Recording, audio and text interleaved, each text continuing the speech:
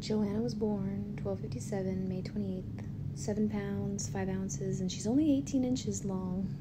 She's my shortest one. And she's finally asleep, so maybe I can lean my head back and try to cat nap. I have a birth story for each one of my kids. Well, I still need to do my daughter's, the one that was born in the car. This one is for Joanna, the birth I just had on May 28th.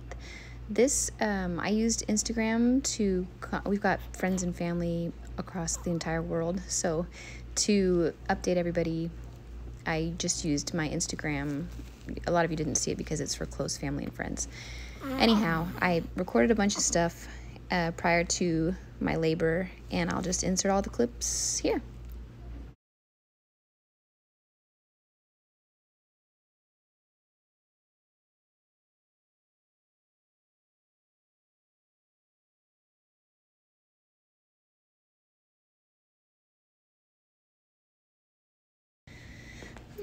Thank you for the prayers.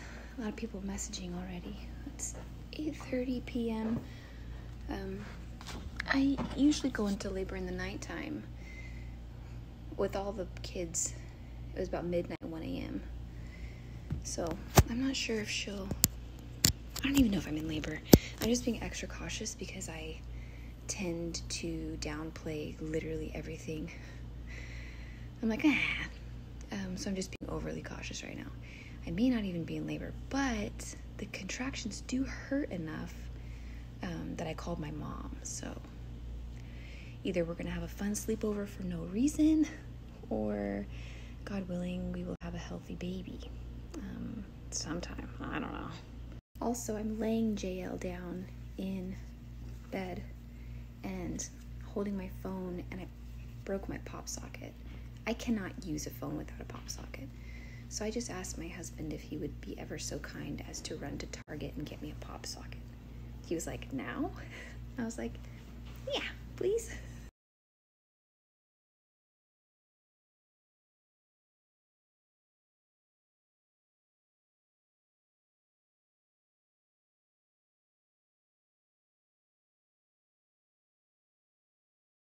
The time, Mama? Is that the face? Are you saying no or are you in denial?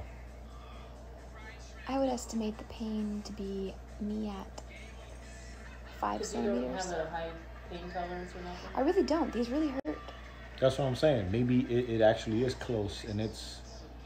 Maybe you should get the phone number to PD and ask for an escort.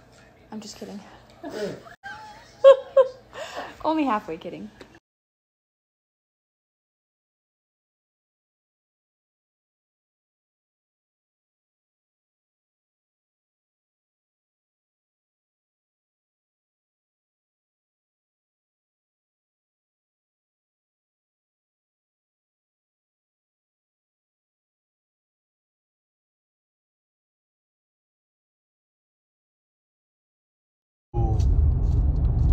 Talk to me with respect. You see that?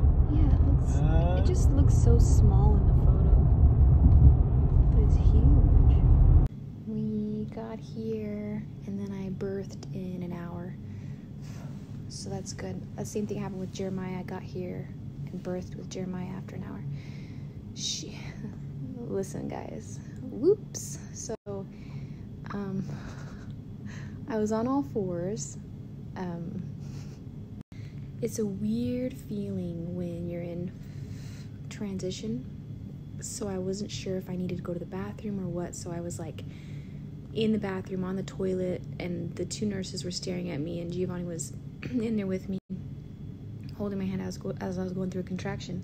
Then I started to make that sound. I had every intention of like recording and filming so I could experience the birth in video for the last time, but when you're in that much pain, the last thing you think about is turning on a camera. So anyway, I'm in the bathroom, and then I could tell the nurses were getting nervous, and one of them was like, I don't know if you really want to have a baby in that toilet. And I was just like, yeah, I'll feel her crown, and then I'll just get up in the bed. I didn't have her in the toilet. But Giovanni was like, that's the sound, because I started having that contraction, and I was like, I do like this weird, I don't know, I can't replicate it. The only time I've ever heard that sound come out of my body is when I'm in labor. And he recognized it right away, so he looked at the nurses and he was like, that's the sound. So I could tell they wanted me to get in bed, but I was just like, I feel like I have to go to the bathroom. But that's because she was heading on out. So I get in bed on all fours, and my midwife asked me, she goes, do you have the urge to push? And I was like, oh no, not at all, because I didn't.